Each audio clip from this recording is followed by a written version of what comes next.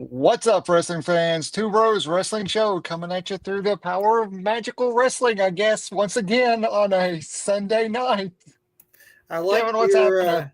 I like your new intro of always referring to wrestling magic, Doug. Wrestling magic. I'm a practitioner of wrestling magic. But was WWE pulling any wrestling magic with Afternoon of Champions, as I like to refer to it? It was more late evening of champions for me because, like you, I refuse to watch it during Okay, its afternoon. I watched during the afternoon. I have to What? admit, I Come watched it on, live. man! I watched it live. I couldn't Come help on! myself. I was excited, and hopefully, everyone that's watching is excited about the event to talk about what you thought about it, how it sets up really the summer for WWE, because it really does. We will give a full review of what we thought of the show, the highlights, the lowlights, as well as match by match reviews in our main event later on tonight. But first, let's hit that opening bell, Doug. Have some news for you. Give me some news, Kevin. So obviously we're talking about Night of Champions in our main event. But to start for opening bell is the good news, I guess, related to Night of Champions, in that the whole trip that WWE took to the Middle East ended up a safe one for WWE personnel, despite many talent reportedly being very understandably nervous considering the tensions in the Middle East right now and the travel warnings that have been issued. Related, if you are wondering why no one said anything on air about the conflict, not that that's the place for it, but reportedly, though, a dictate was handed down forbidding talent to mention anything regarding the situation in the Middle East, which they obviously did. Main thing is everyone's back safely. They have landed, and the trip ended up being a non-eventful one as far as the tensions go. So that is good. Yay. For those wondering about the whereabouts of Pat McAfee, there's nothing sinister at play. No need to worry. Pat had reported on his show this week that he simply has been exhausted and just took a break, which is why we've had Wade and a couple of weeks of Corey at the desk with Michael Cole these last few weeks. This isn't Pat's annual sabbatical where he goes off to cover football. This is literally just a unscheduled break that he has taken, and he will be back reportedly at the desk soon, possibly as soon as Raw this week. That scheduled break sounds awesome. Good for you, Pat. It'd be nice to say I'm exhausted and I'm not going to show up to work, but yeah, well, that would be great. Don't try that at home, folks. If you're watching this, we do not advise it at the Two Bros Wrestling Show. Injury news we have, unfortunately, always some injury news, but Chad Gable is reportedly nursing an injury, which is why he was recently taken out by Penta. In an unrelated story and more injury news, apparently El Grande Americano is also injured right now. Make of that what you will. Just unusual serendipity, I suppose. I guess. Some All-In Texas news. AEW's biggest show of the year and the biggest domestic show they have ever attempted is on the horizon. We're almost to July at the time of this broadcast. It's poised to break many records, both AEW records and just wrestling records in general.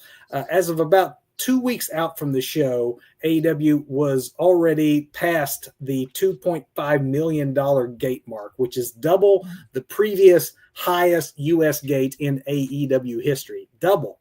So more importantly is it makes All In Texas far and away the largest non-WWE gate in American wrestling history. The next record All In Texas will surpass is it's on the cusp of being the most tickets sold in America for a non-WWE wrestling event.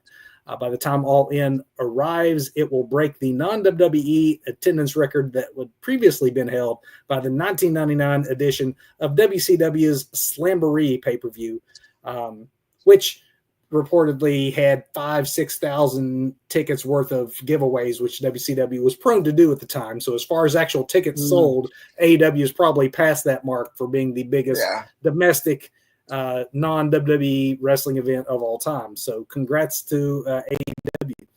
Our next job, broadcast Tony. will be a preview of All In, so you'll want to be sure to tune back in to us next week as we get you set for the biggest show of the year for AEW.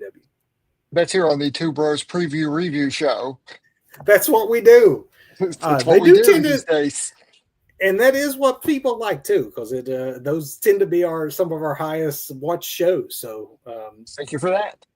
thank you for that.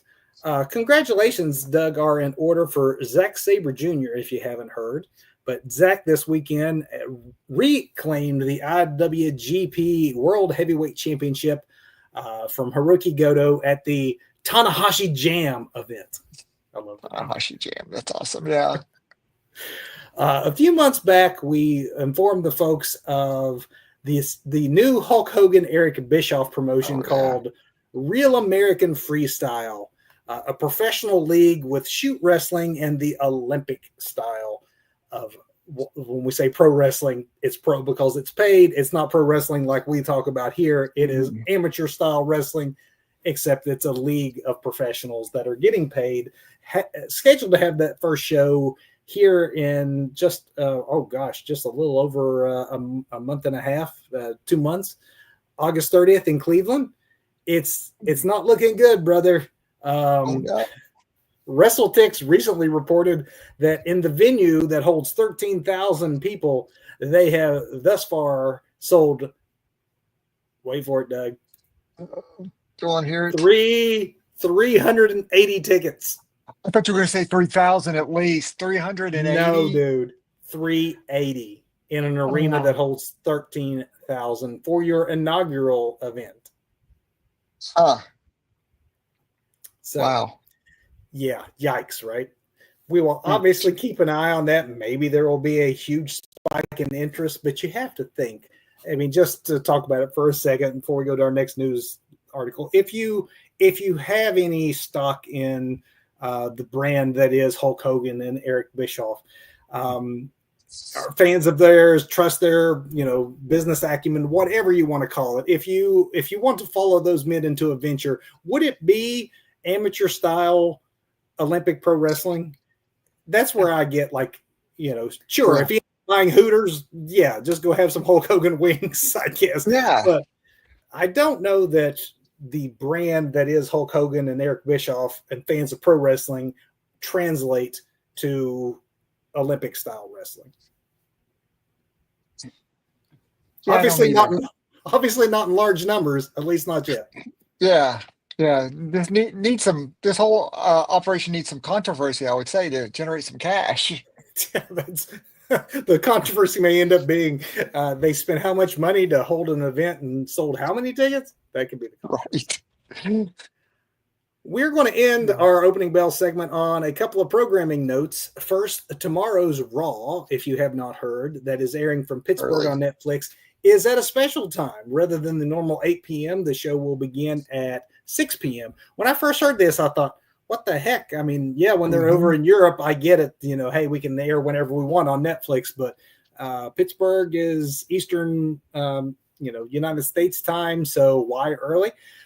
Turns out it's because, they're doing a double taping tomorrow in Pittsburgh, with Raw immediately being followed by a recording of SmackDown, which will be pre-recorded instead of airing live this week due to the 4th of July holiday. And that's the second programming note, because speaking of that July the 4th edition of SmackDown, if you didn't hear Michael Cole say it on Friday, this next episode of SmackDown returns the program. Drum roll, Doug. We have been begging for this, talking about this, wondering when it will happen, and it happens this Friday. SmackDown returns to 2 hours instead of the bloated 3 hours. Yeah. I mean, I'm fine for Raw because with the Netflix, it goes 2.5 usually. That's still better than what they used to. And 2 hours of fast forward through the commercials, meaning it's an hour and 40 minutes, is so much more manageable than trying to handle a 3-hour broadcast. Yes. Coming right up now. Good timing. Thank you for tuning in. And let's get to that main event topic. Night of Champions, as always, when we start our reviews, for those who did not see the show, we want to give a non-spoiler, just overview, and then we'll get into match by match, talking finishes, talking winners and losers, our predictions, where we got it right, where we got it wrong. Want to hear what you all thought as well. But if you didn't see the show and just want to know if you should, Doug, we have for the very, very longest time now doing WWE reviews. They've been on such a hot streak. It's almost always lately, for the last year or so, been a high recommend. And I would still say, tentatively, I would say this does set up the summer. It laid out a lot of storylines that I think will resonate all the way through SummerSlam. For that purpose alone, I think you probably should watch it. If you need to sit down and watch 3 hours of wrestling and want to see the matches instead of the angles, do you necessarily need to watch the whole 3 hours? This was more of an in-the-middle show for me when it comes to the actual action, which is the first time I've actually said that for a while for WWE. I have to agree totally with everything you just said, because it does definitely set up some things. Is it possible to maybe just hop on Twitter or YouTube and get caught up on everything that happened? Sure, but there are some cool things that did happen. The action, I mean, the show to me was meh, but it does set up things coming down the road, especially for SummerSlam. So there was some good action, and we're going to point out which ones were actually maybe the matches worth watching. For most of the action in ring, it was a little middle of the road for me. Yeah. So if you do want to maybe save that 3 hours, you're actually in the right spot, because you can just listen to us and we will tell you what happened. If you did watch, though, we want your opinion on what happened. Let's start. Doug, I got some old school notes. I got the paper notes. What? That's right. I sat there for Afternoon of Champions. Set, right? Afternoon of Champions. That's right. When I wasn't doing that, this is what I did with my time yesterday, taking notes on every match. Starting with the first contest, we opened with our King of the Ring finals. Doug, you and I predicted this one as being a man who was not even in the match, so we did not get this one right. We did not have a very good record. Maybe that's why we're meh on this show, is because our record was terrible with this one. But we thought that Jay, as popular as Jay was, would find his way in this match. We should have known that the obvious answer is the way that they went, with Cody on his path to SummerSlam. Randy Orton, Cody Rhodes. Cody is moving on. Doug, this was a face versus face contest, which is always interesting. But I will give it to that Saudi Arabian crowd. They were hot from the start, and it did elevate some of the meh we talked about into being maybe a bit more than what it actually was, just because they reacted so well to everything.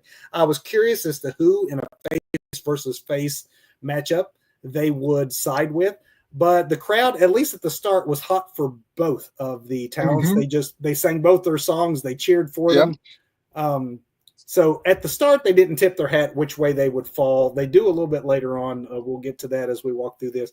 I will say at the start, Cole did a fantastic job. Kudos to Michael Cole. The context of giving the entire background of the legacy group, the history between these two men, the fact that they, came in together, who they trained under. I just thought every bit of that was wonderful work by Michael Cole, who sometimes doesn't get the credit he deserves.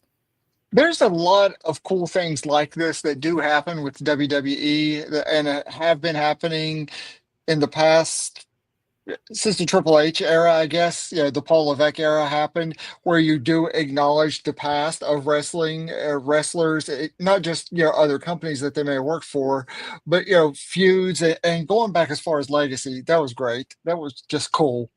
Yeah, it definitely made it feel like an even bigger deal than what it was, perhaps.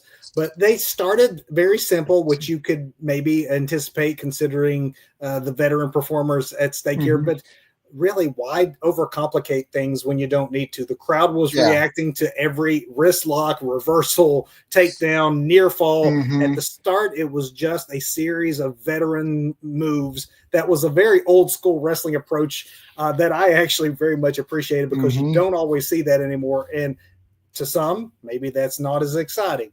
To others who grew up in an era where that was the norm, especially when it's done well, which these two were doing it Oh, well, you yeah. can really, really appreciate that. At least I did. I mean, you have two real veterans in this opening event, right? You have what is Randy, like a 14-time champion, and Cody Yeah. is the guy right now and has been since he showed back up. So, and of course, he's the son of Cody of Dusty Rhodes, so he knows how to put a match together.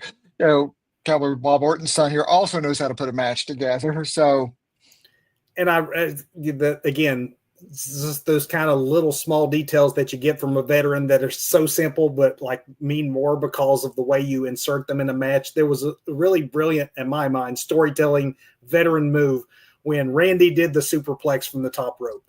And it's a superplex. It's not anything you don't see a lot. But in the course of delivering the superplex, he sells his own back injury. And then that becomes the mhm, story for the rest of the match, and whether the good yes. guy takes advantage. And I mean, again, simple, but it's just the kind of thing in this age of non-selling, to sell an injury that was being sold so well on a move so simple that you almost, if you didn't know, would go, is he really hurt? Is he okay? Um, Huh? which is Yeah. wonderful to hurt yourself when you're on offense in a storyline. It's just great psychology, really. I mean, again, these guys aren't just veteran wrestlers. They've grown up in the business. They know how to put matches together. They can what Orton may lack in wrestling prowess at this point in his career, he more than makes up with the psychology, the Yeah. storytelling.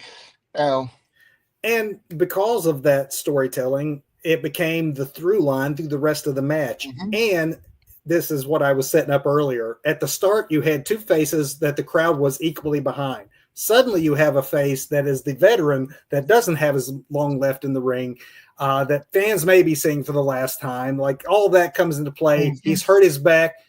Cody, as a good competitor would, with the stakes this high, starts to take advantage, and the crowd goes heel on Cody mhm. and wants Randy to pull this one out from underneath. And again, so simple, these two men, and they turned the crowd, tilted them in favor of the one who was in peril, the legend that Mhm. they've watched since they were all kids. Yes. So, do you think this is in? I'm sure on Cody's part, it's intentional for at least this audience to have them turn on him because, again, it's all psychology. It's all storytelling. They've worked this out. Do you think that Cody is telegraphing a little bit here for things to come with this? I know that you want to think that, because you That's have so fun. long, back from the AEW days, Doug has Yes. been all about, we need a heel Cody Rhodes, which will happen at some point. I don't think it's happening now. I Um, hope I don't have to wait 20 years for a Hill Cody. And I hope the payoff is better when I get a Hill Cody. I don't think you will need to wait that long. I think that, though, in this instance, the teases were just for the sake of the match, because they had the Yeah. handshake moment at the end. They did have a few good near falls at the end. That first RKO out of nowhere seemed like it could be it, and it definitely got the crowd hyped. Even more so the second, and then by the time you got to the third, they was really fairly believable, especially when the Cody Cutter was, Uh-huh. yeah, countered into that RKO. Obviously, the RKO is one of the more beautiful Hmm. finishing moves of all time. If you've not seen in the archives our show about the best finishing moves of all time, that one, spoiler, ranks really high on the list, just by Yeah. how sudden it can be and how many ways you can get into that move. That was, I think, the highlight of this match was that moment. Not meant to be. Um, Hmm. a bit of maybe a funky and maybe a convoluted ending with, Randy deciding like to bring in the chair. It's almost hilarious in a pro wrestling way just how long it takes a referee to remove a chair from the ring. You can't Hmm. just slide it out. You have to hold the chair, get a guy to come and say, hey, come over here, get this chair from me right now, while Randy Orton is behind my back undoing that. I mean, it was a good minute that Charles Robinson stood there with that chair. But hey, wrestling, you got to suspend your disbelief, exactly. right? It's magical, Kevin. It's magical. It wasn't magical for Randy in this instance because that little bit of attempted subterfuge actually backfired on him. I don't know that Randy Orton at his rank needs an out for losing, especially to someone like a main eventer Cody Rhodes. So maybe that was a bridge too far as needing that in the match. I don't know that for me that took away too much from it, though. This was one of the matches that I thought actually performed pretty well overall, met my expectations. I like this one. I like this one, although I kind of chuckled a little bit about the devastating blow Randy took to the armpit with the turnbuckle that completely incapacitated him, apparently. But, wrestling again. So, it should be noted that as the winner of the King of the Ring, that Cody Rhodes is going on to SummerSlam to get his rematch from WrestleMania. It's taken him this long. We obviously have plenty of time to talk SummerSlam, but this is the road that probably should have been the one we all predicted. Maybe this is happening sooner than we thought it would as far as any John Cena changes of heart, but we will talk about that as we move forward. It makes more sense, obviously, to have this match on a big card, just like it was on WrestleMania. Yep. You are so right. That look on Randy's face was very telling. Yes.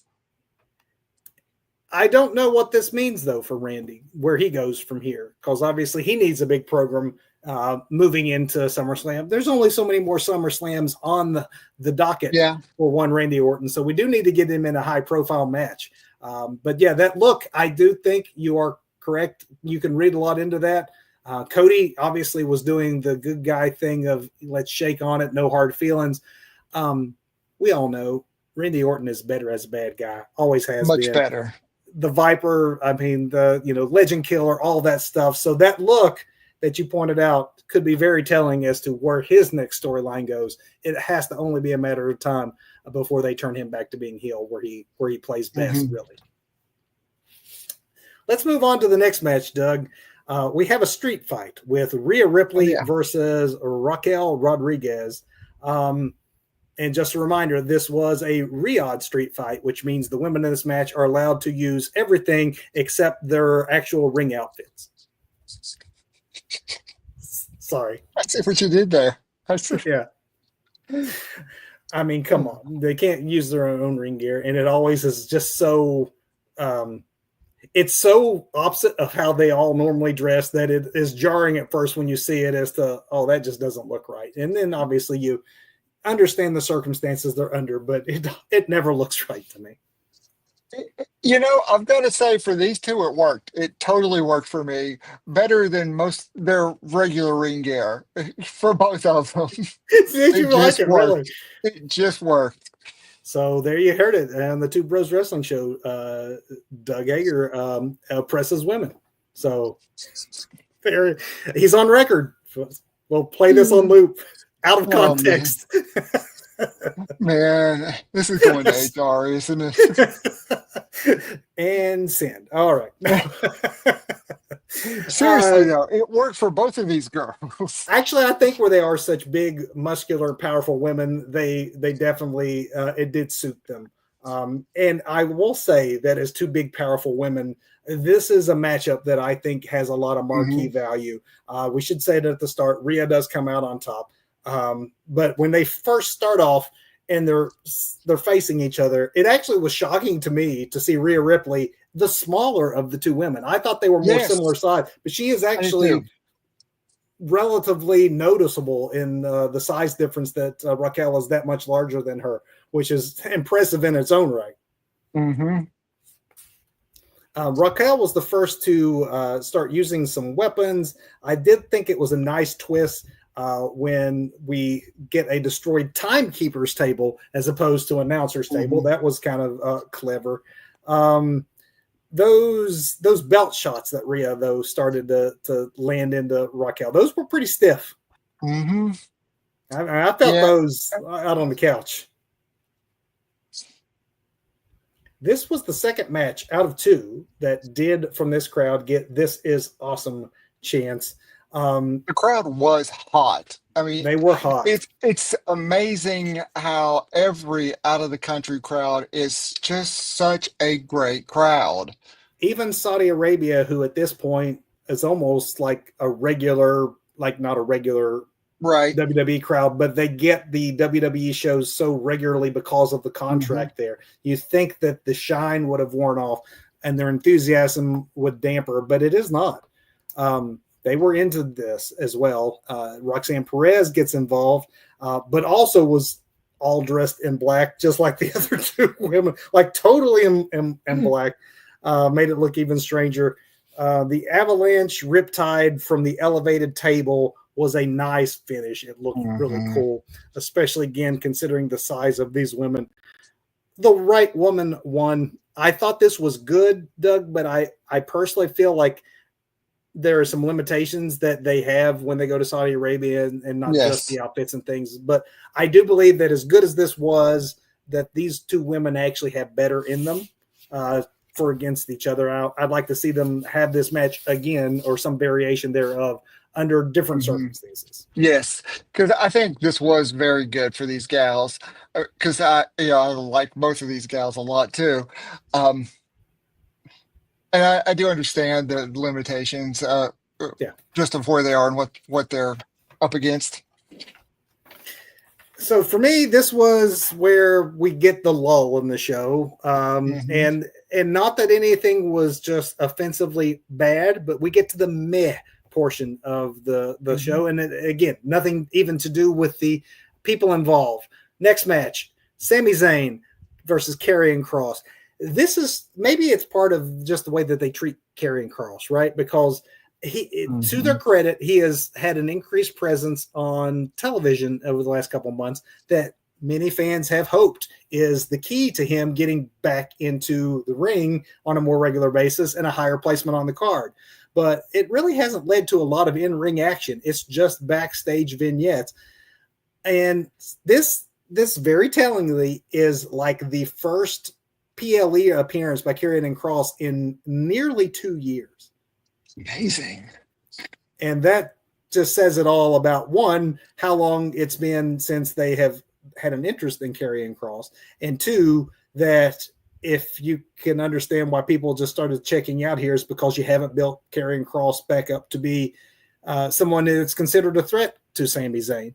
Right. Obviously, Sami was over in a big way as a Muslim in a Muslim country.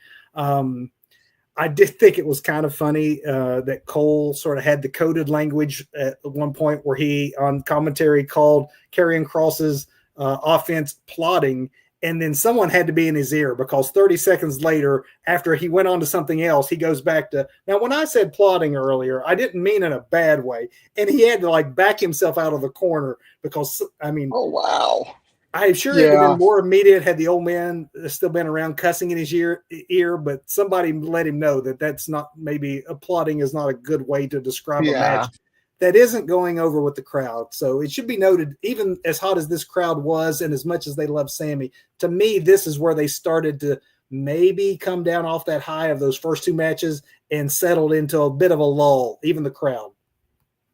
Yeah, this is like, actually, I don't even know how to describe this. This for me, this kind of brought me down too, because I'm watching it going, I really like Karrion Kross.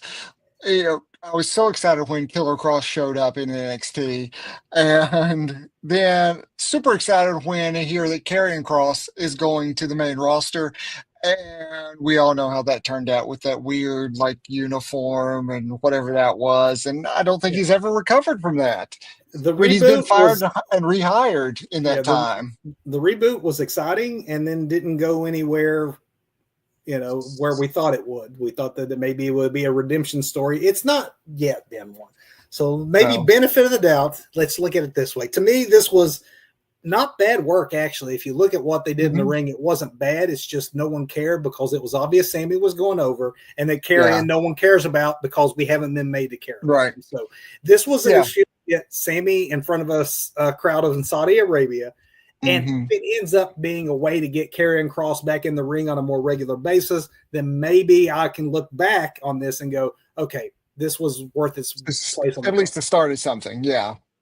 But dude, this was a television match more than anything. Yes, This it was a was. SmackDown middle of the night SmackDown match, an hour, 2.5 maybe. So not a Hmm. pay per view quality contest at all. Um, this next one was maybe a little bit surprising for me that they didn't have more chemistry because these two, I really was looking forward to this match and it didn't quite live up to my expectations. But Jacob Fatu defending his United States Championship against Solo Sikoa. I will say Hmm. that they definitely had the surprise factor on Hmm. this one in that we did not anticipate or predict that Solo would be taking that title from a red hot Jacob No. Fatu. But that's exactly what happened. And in hindsight, maybe we both should have seen this too, because it works so much better when the babyface is chasing the title. And now Jacob has a mountain to climb to get his title back. And he has, quite a huge list of adversaries that's with the rebooted, what are we on now, 3.0 Ah, bloodline with all the Tongas now. I noticed that they did not. Oh, so I guess let's walk through this match. They talked.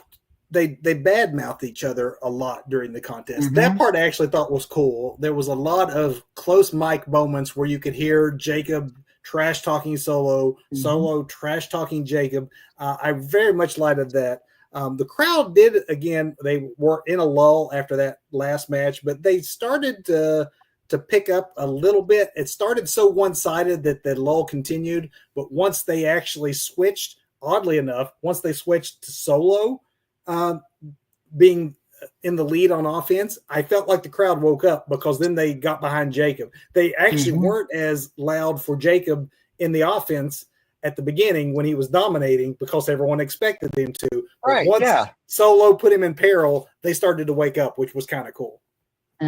Again, some great psychology there from wrestling family. As we expected when you talk family, family got involved. We Speaking talked of. about this. We had Tonga Loa first make his debut, and then that, you know, led to Jacob taking both both he and Solo out with a Fosbury flop. That really is what woke that Fosbury flop got the Hmm. Fatu chance, and that's what got the crowd really back into this one. And Yep. then Doug, I'll give you credit here. You called it. Boy. You called this debut. This is another reason why we say you need to watch this show because there were noteworthy news moments. We finally get the debut of the 7-footer Hikuleo, who is not Hikuleo anymore. No, he's not, Fritch.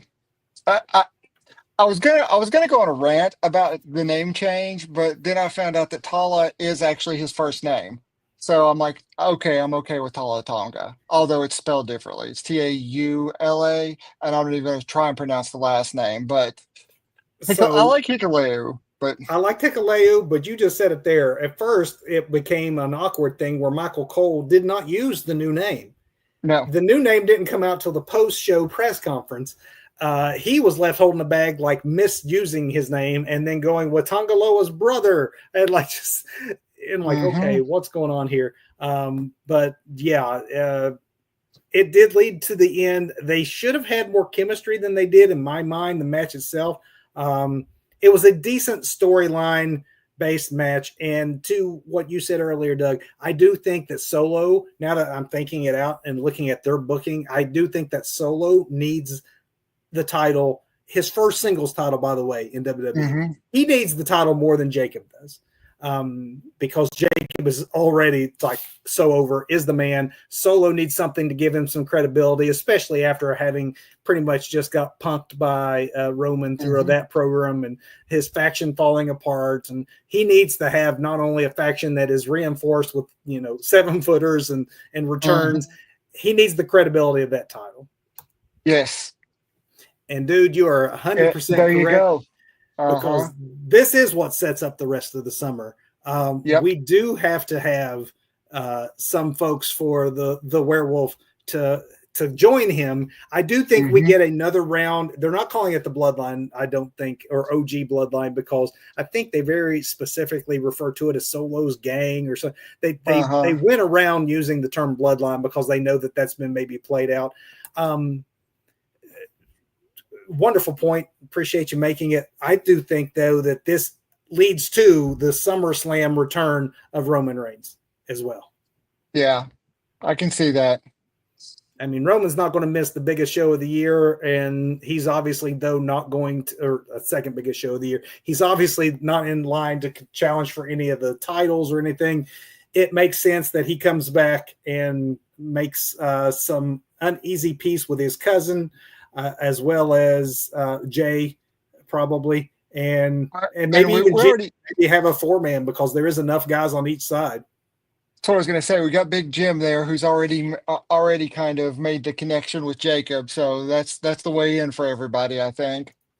You can have a AEW style anarchy in the stadium match at SummerSlam between. No.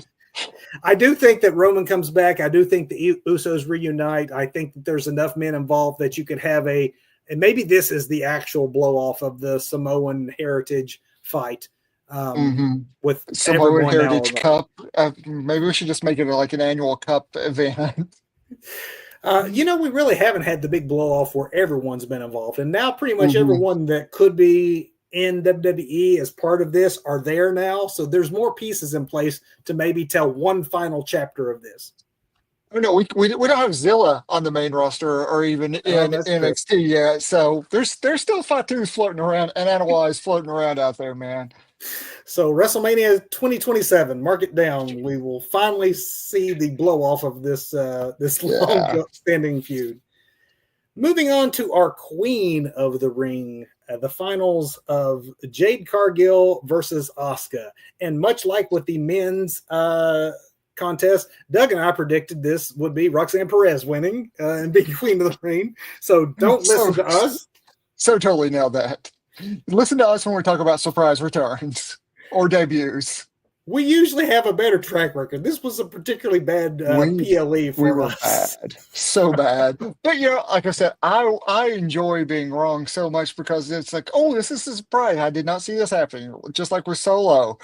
Did not see that happening. Did not even give it a second thought. I think with the King and Queen, maybe not so much the Solo, but with the King and Queen, you and I were booking instead of thinking with our heads. We were booking with our hearts. And because, as it makes sense that what's on the line is a SummerSlam match. And so what's most likely for SummerSlam? Of course, it's going to be Cody Rhodes. Of course, it's going to be marquee events. Yeah. Of course, it's going to be Jade Cargill, who comes out on top in this one. We should have saw it coming.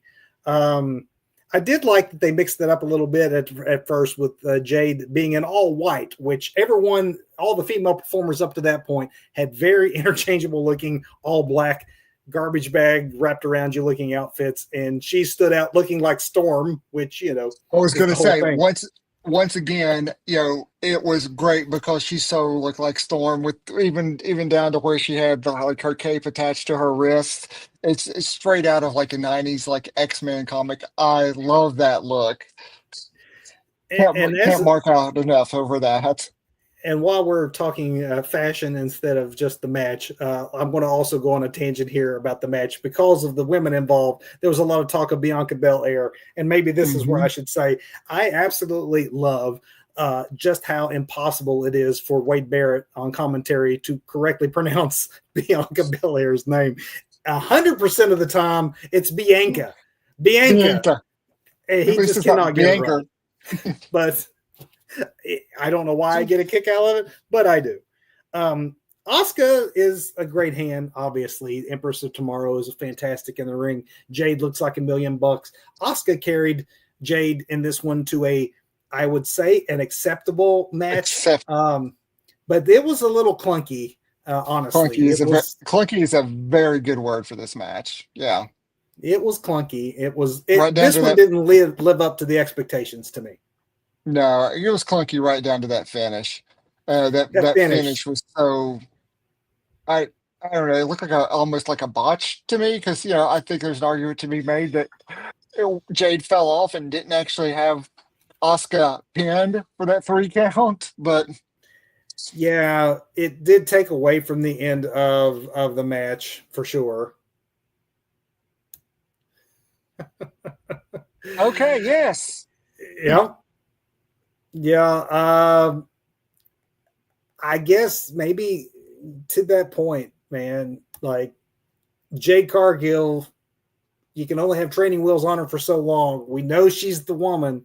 We know now she is the queen, which means she is destined for a main event spot somewhere high on the card at SummerSlam. Between, as you just pointed out, the Queen of the Ring botch there at the end, is she ready for a big scale match at SummerSlam? And who do you think that ooh, is the best person to carry her? If Asuka can't do it, and I hate to say right. that someone needs carried, but let's face it, she still needs carried. Well, very early on in the match, I don't remember if it was Cole or Barrett, but one of them pointed out the difference in experience between the two, talking about how Asuka is miles ahead, or maybe Cargill was miles behind Asuka, but here they both are in this. And then we go back to the psychology we were talking about in the first match, right, with Orton and Cody. And then you don't necessarily see that psychology from Jade here because Asuka's working the leg at one point, and then just like it's like she's still working AEW because Jade kips up like a couple of minutes, maybe not even a minute later out of something. She kips up, and Cole even calls it out. Oh, I'm not sure how wise that was with an Yeah, injured knee, yeah, or yeah. Maybe don't be. Yeah, he did. He did try yeah, to. Yeah, I mean, trying call to what you see. I mean, yeah. maybe it's But not wise. so I mean, she's much better than she was. Yeah, I she would has I made a would lot of rather progress. I would rather see her wrestle than Goldberg any day, but it was clunky. Obviously, yes. Yes, We yes, definitely and yes. see who it is that they are building around moving forward. Three of the women that they are trying to build around. I do think that Naomi's presence in this did add some drama that it needed because of how clunky it ended up being. I don't know that the specter of Naomi isn't part of what maybe can help carry a SummerSlam Hmm. contest. That maybe Naomi picks SummerSlam to get involved and working three women instead of just two women, and is another way to kind of hide the limitations that Yeah, beyond that Jade still has at yeah. this point in time. And Doug, that leads us out of what was just the meh portion, and things picked up again for me, at least in this main event. The WWE Championship match of John Cena versus CM Punk. Walking through this one, the Punk chant at the beginning, and then during the introductions, that was mixed with some boos.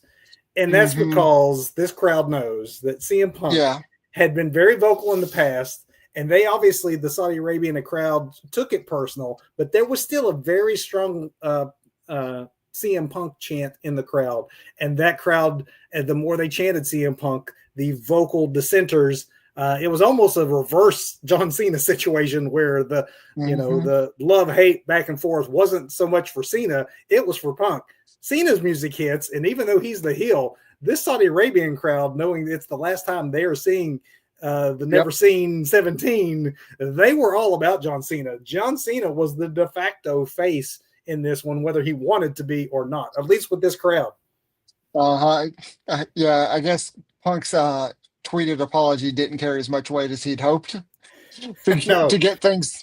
No, it Yeah. did not. Do you think that affected the way that these two men wrestled this match? Just because John You Cena know, showed a lot of face-like tendencies in this, and I I, almost wonder if he felt forced into looking conflicted. Which, to his credit, he did a good job of wanting the old John Cena to come back through without fully making it look like a turn.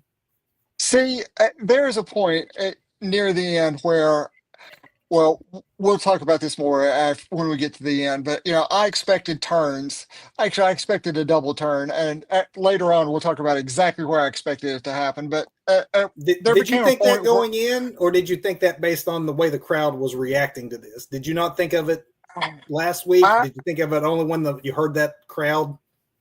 I was really, really thinking it when Punk was cutting a promo about how he was going to have to become the thing he didn't want to be, and then Cena's like, okay, let's do it in Saudi then, and he's like, you're on, doesn't even think twice about it. He's like, yeah, sure, let's do it. At that point, I was thinking, okay, we're gonna get a heel CM Punk, and maybe we get maybe that's what redeems Cena super quick. I don't know, but Yeah. I mean, it was great because just like Orton and Cody at the beginning, these two are veterans of the Yeah. ring. They know how to work a crowd. They can read the crowd and will adopt quickly, and adapt and overcome. I think that, again, just like with that Cody Randy Orton match, Michael Cole set the stage once again Mhm. for a very old school match of the context of the bigger picture. These men have a long storied history. They are 6-6. They are tied, locked up. They've wrestled 15 times, 6 wins, one no contest, one Mhm. draw. And it just immediately felt like this is big. This might be the last time we Yes, see this. Pulling on yes. that history is a wonderful way to make the simple seem spectacular. And they did a lot of chain wrestling, old school Mhm. WWE main event style. I will say that they started to pick up the pace more than I expected for two men of their Yeah. vintage. Let's just be honest; they're at the back end of their So careers. vintage, Um, nice. Yes. but it brought the crowd back too, because the crowd had gone dead for the middle portion of this after a hot opening. The crowd was definitely all the way in on these two men. Hmm. Um, I did like the AJ Lee call out of CM Punk going into Yes. his wise move there with that octopus attempt.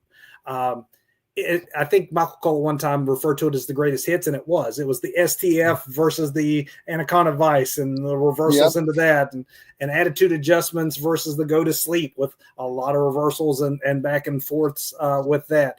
We got another "This is awesome" chant, which was the first since that second match, Mhm. and probably the first since that second match that deserved it. Deserved it. Um, Yeah. and then, though, let's talk about that finish, Doug, because I do think that these men didn't need the bells and whistles. I know that in a context of John Cena circa 2025, you're going to get more bells and whistles because of the limitations with age. Hmm. But they were doing such a good job. I actually think that, again, if I was having to give star ratings, which we do not do, but if we were giving star ratings, I'd probably take off a star because of just how convoluted it got with all the people getting involved. You almost forgot, oh, wait a minute, This there's a match still going on here. this was way overbooked, like in like some sort of like bloodline style overbooking that just way, way. Let me just say it was way overbooked. Yeah. We didn't need Well, all that. we had a ref bump and then a visual near fall by Punk. When we had a Seth appearance, which I have to say that I didn't mind because that makes storyline sense that, Hmm. okay, we're now even picking it up to yet another degree with Seth's involvement. But then you get obviously Braun and Bronson, and then Penta comes out, and then Yeah, Sammy comes out. You made a brief appearance there. I did. Um, I was on a plane all night to get back here today to do the show, so it was a much, maybe a bit too much for sure. it Um, was. but despite all the shenanigans, still, it was overall, I would still say I liked this one. It did lead to the finish where CM Punk, I guess, gets to save face, but I'm not sure that CM Punk needs to save face. I think it would have been just as fine to let John Cena go over. I liked it way better before everyone got involved, so I'm not going to Yeah. say it wasn't a good match. I'm just saying that they overbooked the finish. for me, anyways. They definitely overbooked the finish for me. I mean, it was good. And the crowd can make a match too, and they were into this. So Yeah, that's that's true. always good. That is always, always good.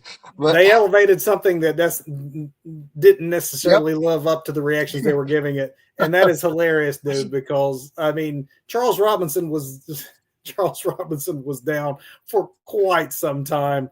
Um, Obviously, Little Nate has been at it for a minute and does Right. great work.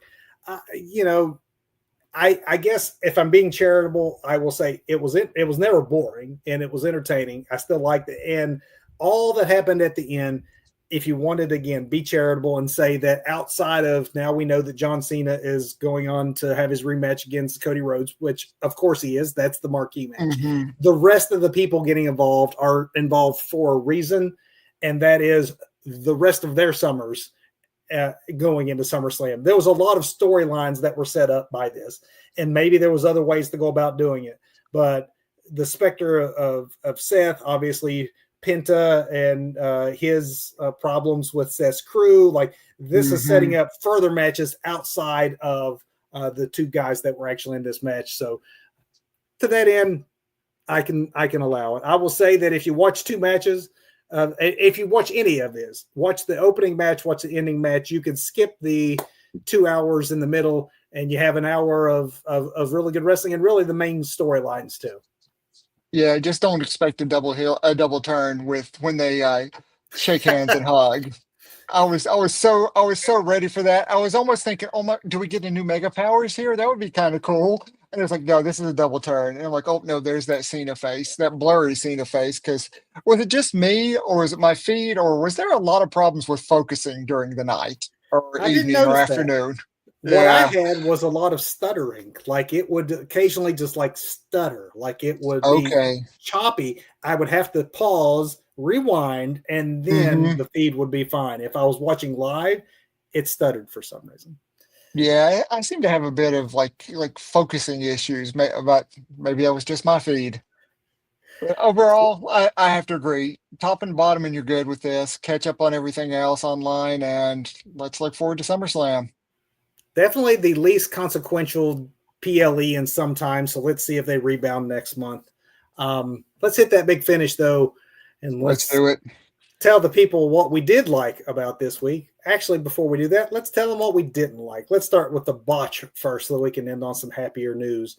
Doug, the botch for me is not related necessarily to Night of Champions, but it is related to WWE's trip to Saudi Arabia.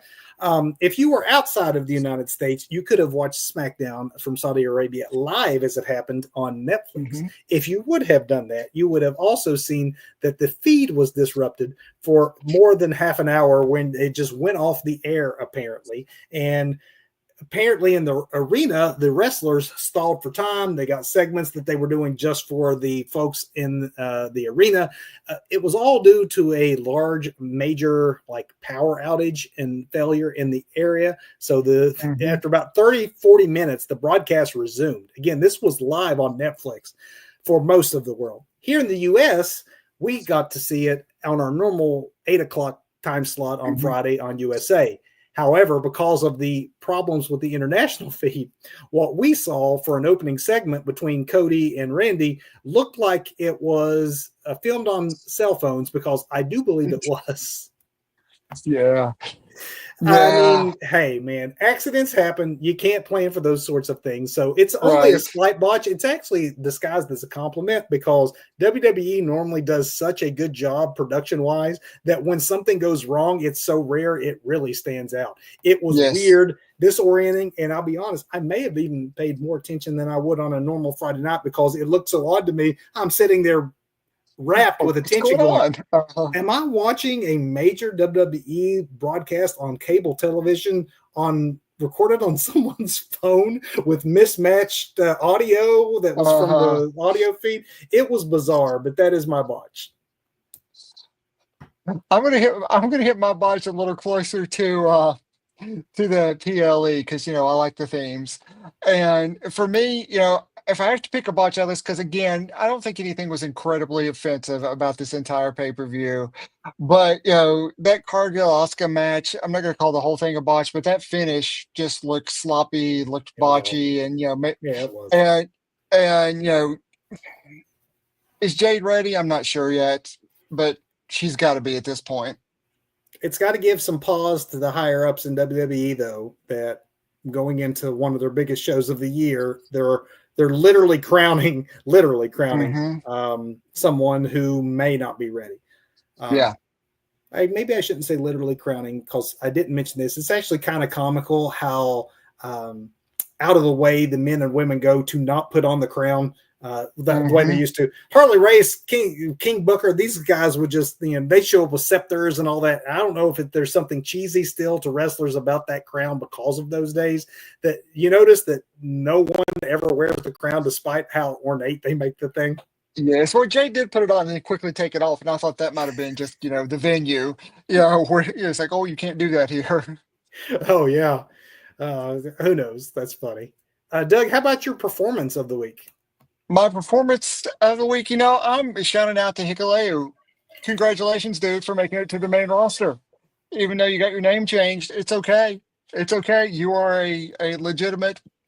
Is that what they call them? Legitimate 7 footers? I didn't even know he's what, like 6'8", really? But you are a legitimate 7 footer on the main roster now. Talatonga. Tala Tonga, no taller Tongan on the roster. My performance of the week, I hate to go outside of the pay-per-view again, but I'm going to one more time because this is just how much it means to me. I want to say thank you, WWE. Thank the stars above. Finally, 2-hour SmackDowns. Michael Cole's announcement that we're going to 2-hour SmackDowns was by far the greatest wrestling news I heard this entire week. And that's my performance of the week. Cool. I Match.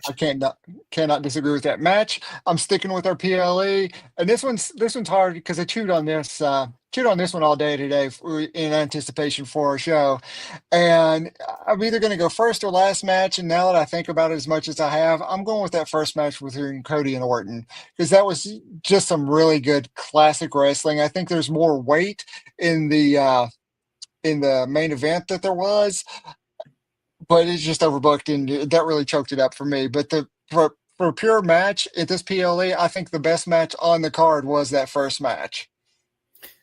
I mean, I get that. I'm going to throw this comment up because I think that actually could be a Yeah. botch. I mean, because yes, when I said that I thought it looked cool that Jade had the white on because it stood out from every other women who had appeared, whether it was in ring or as an interference. Hmm. Absolutely. I think that a little more variety instead of everyone in a very similar looking gear would have been nice. That to me is definitely could be a candidate for botch. My match, I'm with you. There was not any 5-star standout matches. There wasn't even any matches that if I went outside the pay-per-view this week that I would like necessarily call out as being like, yep, this one outdid everything that WWE presented, Hmm. not a champion. I will say I'm going with the main event, if only for we got John Cena's path. We got the Well, that's newsworthiness true. of CM Punk in Saudi Arabia. We had the crowd turning on CM Punk in Saudi Arabia. We got Seth involved with the specter of a cash in that did not happen, but showing that that's probably where he's going to spend his summer chasing with that briefcase. We got something to do for possibly the faction of Seth Rollins battling against Sami Zayn and Penta, which is an interesting tag team that could Hmm. maybe come out of this. So I think for all the seeds it planted, and just for this fact, until it was overbooked, these were two men that, despite their age and despite how much time has passed, showed that even though they could not be more different in the ring, they could not be more different as human beings. For whatever bizarre world reason, John Cena and CM Punk have always had an incredible chemistry Hmm. together, and that was still It does apparent work. even at their ages. They Yeah. still just they touch and there's something there, even though they could not be more different as humans and could not be more different as stylistic professional wrestlers. But I like the match despite the ending being overbooked. Cool. So we bookended this one. So We bookended it with the only two matches that we both have agreed are the only Yeah. two matches you need to go out of your way to see. But what you do need to go out of your way to see is All In Texas. If you like AEW at all, or if you're a non AEW watcher but want to see what the competition is doing at their biggest show of the year, they are building this card. It is going to be an impressive show for them in what will be a history-making show for AEW as far as domestic gate, as far as domestic audience. And then we'll see what about the newsworthiness. That will be decided, of course. But before we can do that, we have to set it up for the folks, and that is what we are doing next week here on the Two Bros Wrestling Show. If you're watching on YouTube, like, subscribe. Join us again here live. If you watch live, 8 o'clock on Sundays, anytime on demand on Facebook and YouTube. Until then, Go watch some wrestling. Thanks, everybody. Good night. night.